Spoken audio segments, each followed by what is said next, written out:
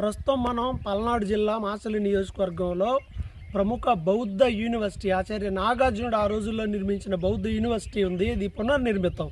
So ఆ రోజుల్లోనే ఇక్కడ ఒక 1000 మందితో కూడినటువంటి ఒక మల్ల యుద్ధం జరిగేటువంటి ఒక క్రీడా స్థలం ఉంది. దాదాపు 16 వరుసలతో దీన్ని నిర్మించారు. అది పునర్నిర్మితం అయితే చేశారు. ఒకసారి దాన్ని చూద్దాం.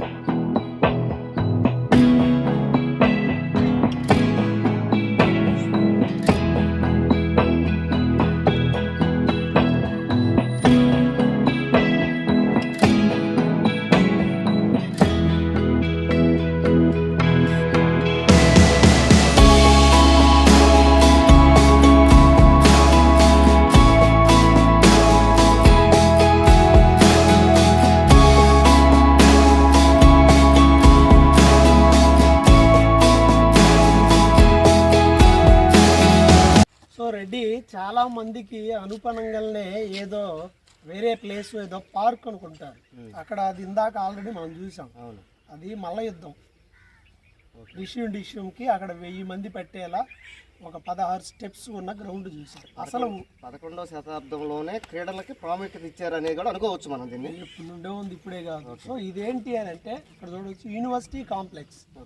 ఆచార్య నాగార్జునుడు బుద్ధిజాన్ని స్వీకరించిన తర్వాత ఈ ప్రాంతంలో ఒక యూనివర్సిటీని ఎస్టాబ్లిష్ చేశాడు. చాలా దేశాల నుండి, నేపాల్, భూటాన్, చైనా, మన ఆసియా ఖండంలో ఉన్న అనేక దేశాల నుండి, అప్పుడు అమెరికా లేదు, చాలా దేశాల నుండి ఇక్కడికి చాలామంది బౌద్ధ భిక్షువులు వచ్చారు.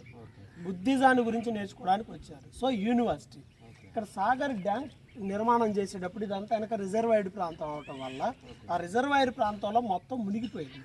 అప్పుడు వాటన్నిటిని భద్రంగా తీసుకుని వచ్చేది ఎలా ఉందో అలా సేమ్. అందుకే దీన్ని పునర్నిర్మిత విహారం అంటారు. అంటే ఒకప్పుడు ఉండేది, దాన్ని యాజ్ ఇట్ ఈజ్గా అదే స్ట్రక్చర్లో పునర్నిర్మించారు.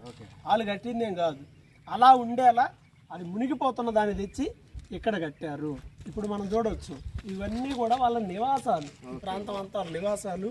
ఇది మధ్యలో అంతా కూడా ఏంటంటే టెంపుల్. వాళ్ళకి సంబంధించి ఏంటంటే మనలాగా గంటలు, దేవుడు బొమ్మలు ఇవి ఉండవు. బుద్ధిజంలో దేవుడు అనే మాటే లేదు. మొత్తం కొన్ని సూత్రాలు ఉంటాయి, ఎవడైనా పాటించాల్సిందే. ఇవన్నీ మనం చూడవచ్చు వాళ్ళ నివాసాలు.